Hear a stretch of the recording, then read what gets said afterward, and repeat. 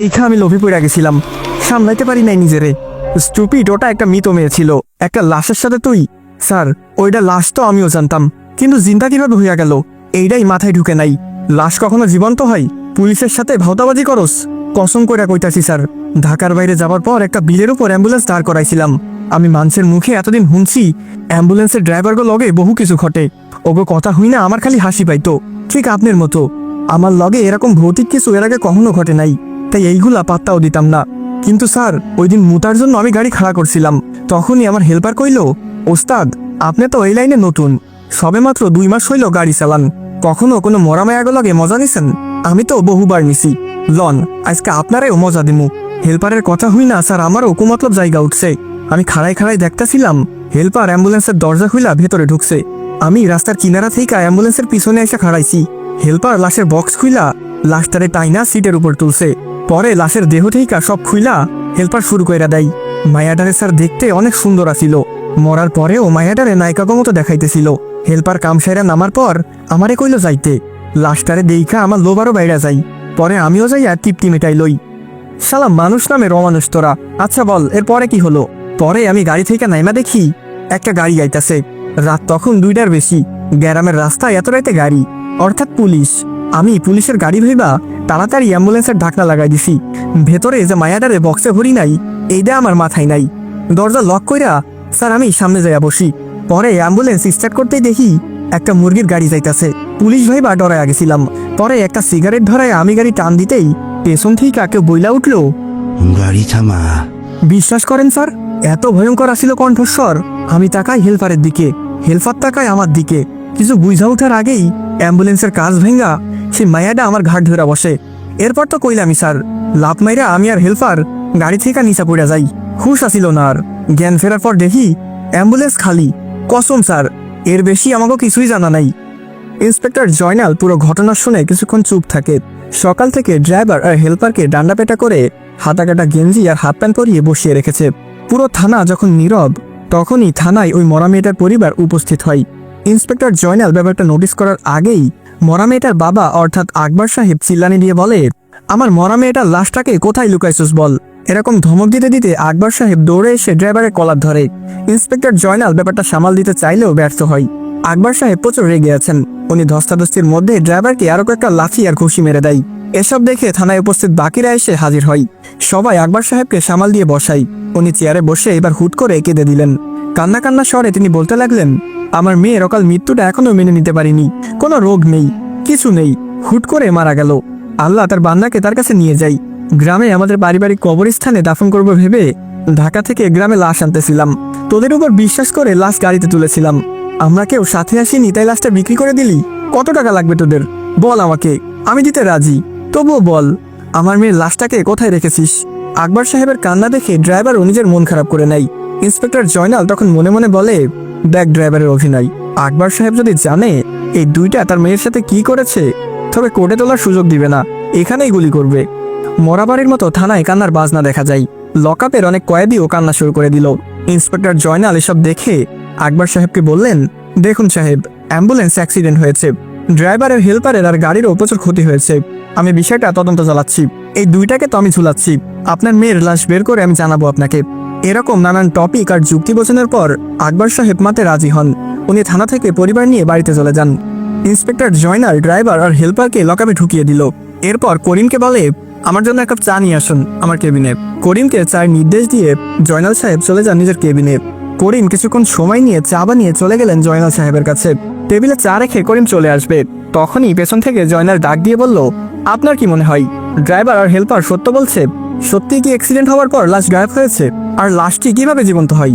এসব বানোয়ারি মনে হচ্ছে না আপনার? করিম সাহেব জয়নালের কথা শুনে থমকে দাঁড়াই। এরপর পা ঘুরিয়ে পেছনে তাকালেন। জয়নাল সাহেবের একটু কাছে এসে করিম ফিসফিস করে বলল, স্যার ওই রাস্তাটা ভালো না, কখনো নিজের চোখে দেখিনি ঠিক, কিন্তু অনেক শুনেছি ওই রাস্তার ব্যাপারে। করিম সাহেবের চোখে ভয় আর আশ্চর্যজনক কথা শুনে জয়নাল সাহেব বললেন, কি শুনেছেন ওই রাস্তার ব্যাপারে? জয়নাল সাহেবের আগ্রহ দেখে করিম এবার একটা চেয়ার নিয়ে বসে। এরপর ধীর কণ্ঠে বলে, স্যার আমরা প্রশাসনের লোক, কথা বাহিরে গেলে লোকে হাসাহাসি করবে, কিন্তু সত্য এটাই যে এই রাস্তায় অনেক কিছু ঘটে। পুলিশে জয়েন হবার আগে শুনেছি এই রাস্তায় অনেক লাশ পাওয়া যেত। রাস্তাটা বিলের মাঝখান দিয়ে গেছে, দুই পাশে বিল আর মাঝে ফাঁকা রোড। ডান পাশে বিলের পর একটা হিন্দু গ্রাম আছে, মুসলিমও আছে, তবে হিন্দুর সংখ্যাই কম। আর ডান পাশে বিলের পর কিছু ঘন গাছপালা, এরপর একটা ছোট নদী। আগে হিন্দুরা ওই নদীর কিনারায় লাশ পোড়াতো। শ্মশানঘাট আগে থাকলেও এখন হিন্দুরা ওখানে লাশ পোড়ায় না। শ্মশানঘাটটা এখন পরিত্যক্ত। এর পিছনেও কারণ আছে। শ্মশানঘাটে যাওয়ার সময় হুটহাট হিন্দুরা কিছু লাশ খুঁজে পেত। কোথা থেকে এই লাশ এসেছে আর কেন এসেছে সেটা নির্দিষ্ট কোনো হুদিশ পেত না। অনেকে মনে করত পলিটিক্যাল লোকজন রাজনৈতিক মামলায় খুন করে আর লাশ এখানে ফেলে যায়। কিন্তু একদিন 21 জন হিন্দু শ্মশানঘাটে একটা লাশ নিয়ে যাচ্ছিল। যেতে যেতে প্রায় সন্ধ্যা হয়ে যায়। ওনারা ওনাদের সংস্কৃতি অনুযায়ী লাশ পুড়িয়ে আসার সময় দেখে এক ভয়ঙ্কর ঘটনা। এইমাত্র যে লাশ পুড়িয়ে এসেছে সেই লাশটা তাদের আসার পথে দাঁড়িয়ে আছে। লাশের সেই বিভস্ত্র চেহারা দেখে ভয়ে এক একজন এক একদিকে পালায়। সেই স্থান থেকে ফিরে আসতে পারে মাত্র 12 জন, বাকি 9 জন ফিরে আসেনি। এলাকায় এসে তারা ব্যাপারটা সবাইকে জানায়। কেউ ভয়ে আর সেই দিন রাতে আসেনি। কিন্তু সকালে যখন ওই 9 জন ব্যক্তিকে খুঁজতে আসা হয় তখন শ্মশানঘাটে তাদের মরদেহ পাওয়া যায়। প্রতিটা মানুষের মাথা ছিল কাদার উপর, সবার গায়ে ছিল অসংখ্য কামড়ের দাগ। টুকরো টুকরো মাংস ছিঁড়ে খেয়েছে সে। তখন থেকেই পরিত্যক্ত সেই শ্মশান। কিন্তু ঘটনা নাকি থামেনি।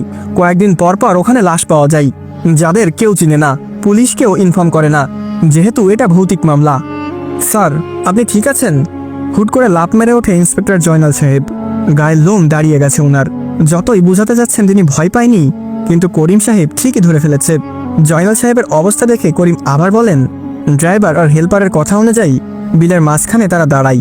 যদি আমি ভুল না হই তবে ওরা সেই ভয়ঙ্কর বিলের কথাই বলতেছে। আমাদের সেখানে যাওয়া উচিত। হয়তো পরিত্যক্ত সে শ্মশানঘাটের আশেপাশে মেয়েটির লাশ পড়ে থাকবে। করিমের কথা শুনে জয়নাল সাহেব কিছুক্ষণ স্তব্ধ হয়ে যান। এরপর অনেক ভেবে বলল, এখনই বের হই। ড্রাইভারকে বলুন গাড়ি নিয়ে আসতে। যে কথা সেই কাজ। 3 গাড়ি পুলিশ ফোর্স নিয়ে ইন্সপেক্টর জয়নাল সেই বিলে যায়। অ্যাম্বুলেন্স অ্যাক্সিডেন্ট হওয়ার স্থানে গাড়ি রেখে সবাই নেমে পড়ে। করিম জয়নালকে হাতের ইশারায় সে পরিত্যক্ত শ্মশানঘাটটা দেখায়। জয়নাল সাহেব সবাইকে নিয়ে নেমে যায় বিলে।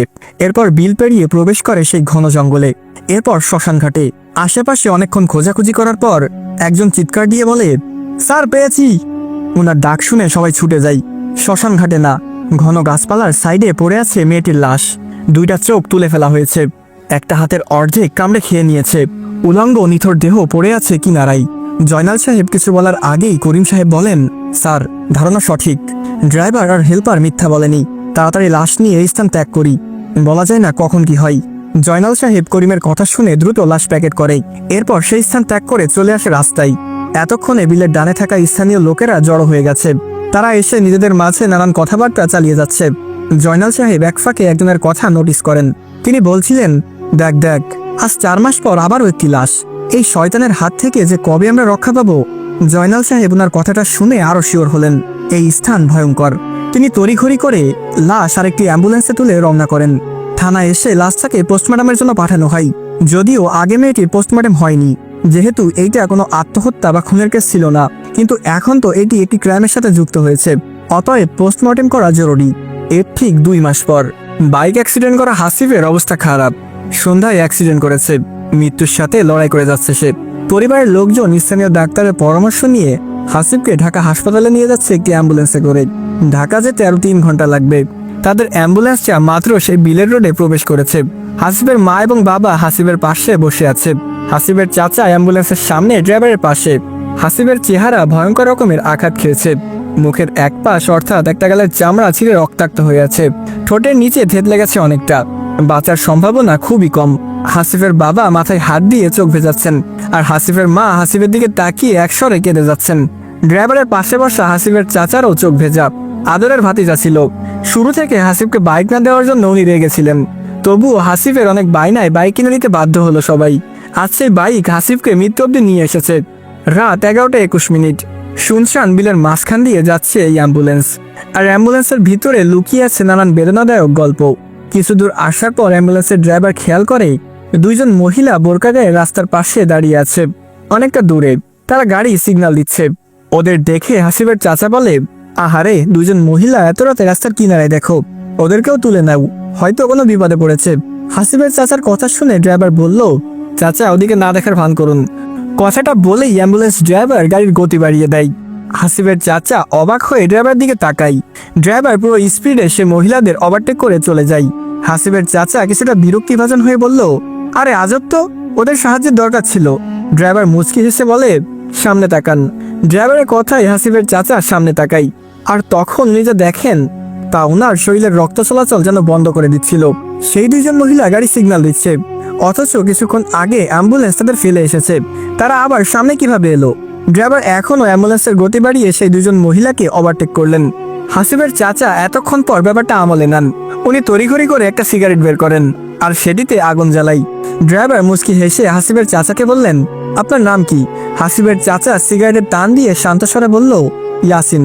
ড্রাইভার অ্যাম্বুলেন্সের গতি স্বাভাবিকে এনে ইয়াসিন সাহেবকে বললেন, গত 5 বছর অ্যাম্বুলেন্স চালাই, অনেক কিছু দেখা আছে, আমার অনেক অভিজ্ঞতা রয়েছে।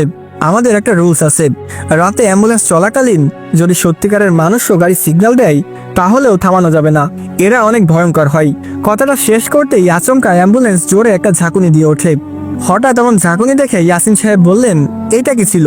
অ্যাম্বুলেন্স ড্রাইভার তখন গভীর স্বরে বললেন, তারা আমাদের পিছু নিয়েছে। ইয়াসিন সাহেব ড্রাইভারের মুখে ভয় দেখতে পাচ্ছেন। ড্রাইভার গাড়ির গতি বাড়িয়ে আবার চলতে শুরু করে। তখনই আবারও অ্যাম্বুলেন্সটা জোরে একটা ঝাঁকুনি দেয়। মনে হচ্ছে কেউ বাহির থেকে অ্যাম্বুলেন্সে জোরে জোরে লাথি দিচ্ছে। পেছনে থাকা আসিফের বাবা মা ডাক দিয়ে বললেন, কি হয়েছে, গাড়ি এমন ঝাঁকুনি দিল কেন? পেছন থেকে তাদের ডাক শুনে ড্রাইভার উচ্চস্বরে বললেন, কিছু না চাচা, রাস্তা ভাঙা। ইশারাতে ড্রাইভার মিথ্যা শোনালেন, কিন্তু ইয়াসিন সাহেব তো সবটা জানে। তিনি ড্রাইভারকে আবার বললেন, কোনো সমস্যা হবে না তো? ড্রাইভার কিছু বলতেই যাবে, এমন সময় দেখে রাস্তার উপর একটা মরা গরু পড়ে আছে। ইয়াসিন সাহেব রাস্তার মাঝে মরা গরু দেখে ভয় পেয়ে যায় আর উচ্চস্বরে ড্রাইভারকে বলে, আরে গাড়ি থামাও, নয়তো আমরা অ্যাক্সিডেন্ট করব। ড্রাইভার কোনো কথা না বলে সেই গরুর উপর দিয়ে গাড়ি তুলে দেয়। যখন অ্যাম্বুলেন্স গরুর গায়ের উপর উঠেছে তখন কিছু একটা চিৎকার শোনা গেছে। ইয়াসিন সাহেব নোটিস করেন সেই চিৎকার। তিনি ফিসফিস করে ড্রাইভারকে বললেন, এ তো মনে হয় কোনো মহিলার চিৎকার। একসাথে অনেক মহিলার চিৎকার ভেসে এসেছে।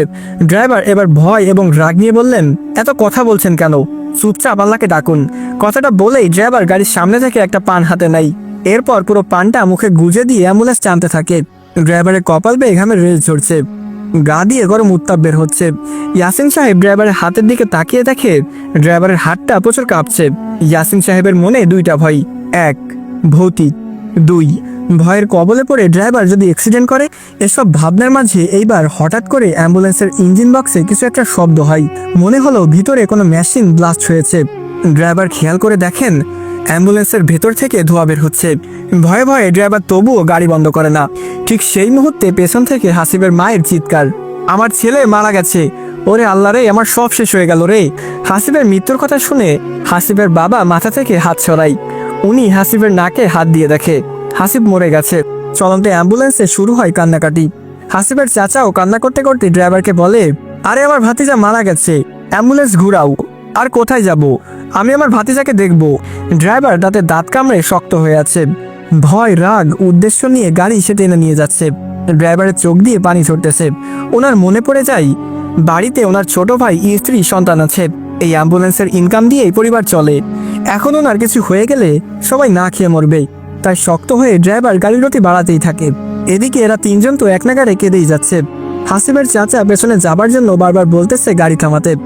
ড্রাইভার তাদের কোনো কথাই কানে নিচ্ছে না। ঠিক তখনই শুরু হয় হামলা। অ্যাম্বুলেন্সের চারপাশে পেটাপেটি শুরু হয়।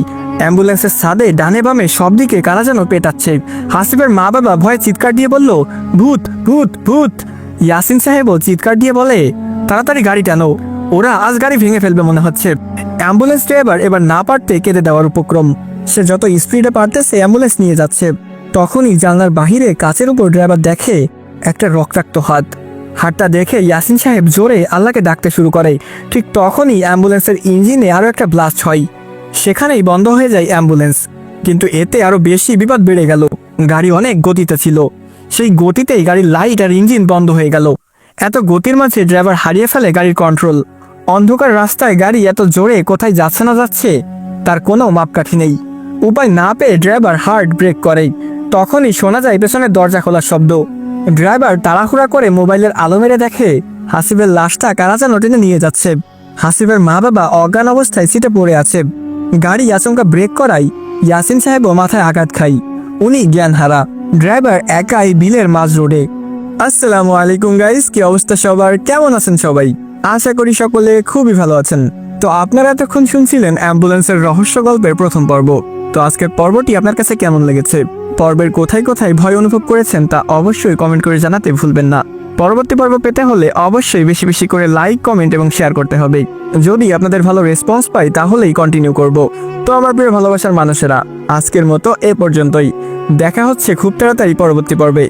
তো ততক্ষণ ভালো থাকবেন, সুস্থ থাকবেন। আল্লাহ হাফেজ গাইস।